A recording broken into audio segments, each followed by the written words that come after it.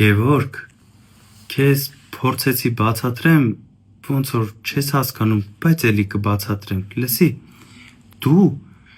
էմոցիոնալ, հոգեպես պատրաստ չես նախարար աշխատելու, անկեղծ եմ ասում քեզ, դու պրոֆեսիոնալ, առողջ աշխատանքային քննադատությանը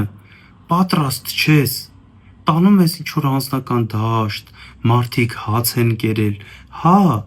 հաց են կերել, կուշտ են, աշկները կուշտ ա, մեզ բոլորիս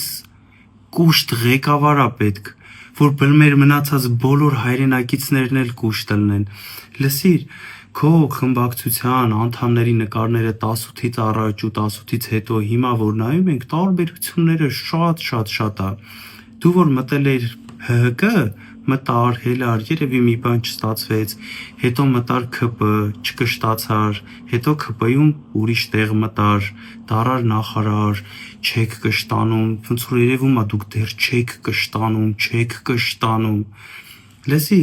բան ու գործը թողած, առավոտից իրիկուն վիդեոներ ես նկարում, դու սուպերմարկետի գները տեսել ես,